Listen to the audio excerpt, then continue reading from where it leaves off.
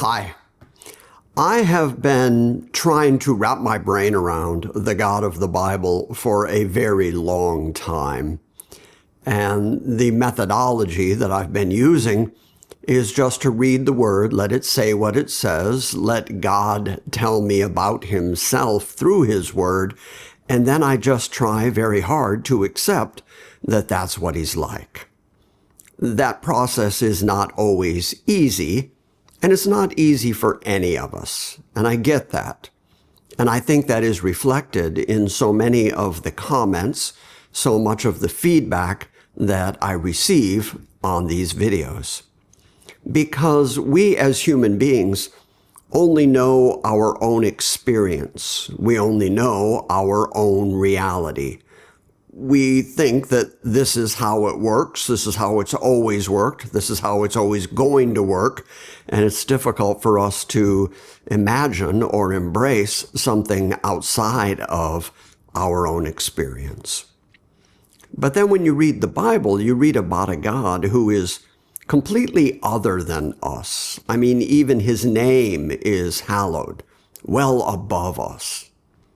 And so it's difficult for us to imagine a God who doesn't follow the sort of human logic, the sort of human reasoning that makes us comfortable. And the God of the Bible is not comfortable. The God of the Bible can do things like use the Assyrians to punish His people Israel and then turn around and punish the Assyrians for the haughtiness of heart with which they attacked Israel. So God holds them guilty for doing the very thing that He used them to do.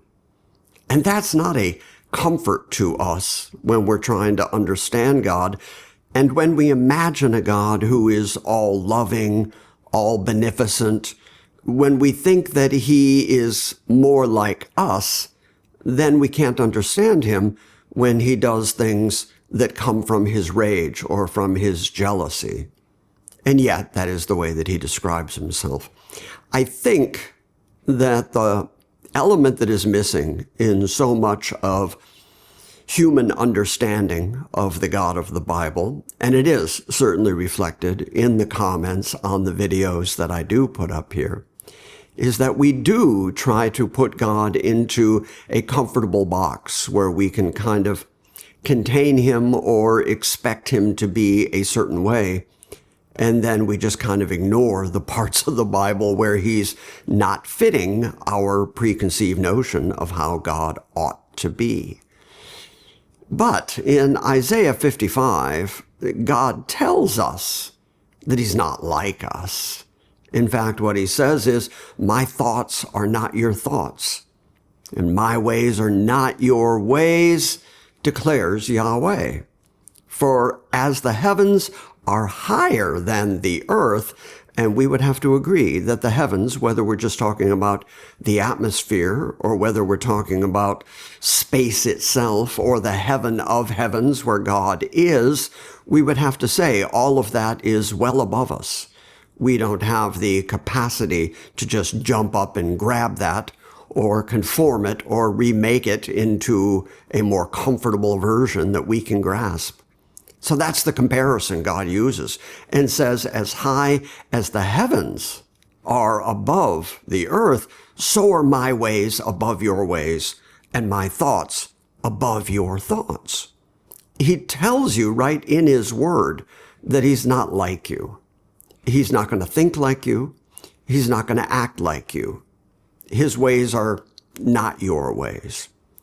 And so I just wanted to stop by here and say that quickly in order to say that far too often what I see in the traditions of men, what I see in way too much preaching, and what I see in people's reaction to the God of the Bible is that they're just not comfortable with a God who is so much different than them, so much higher, so much better than them, and they have trouble grasping Him because of that difference.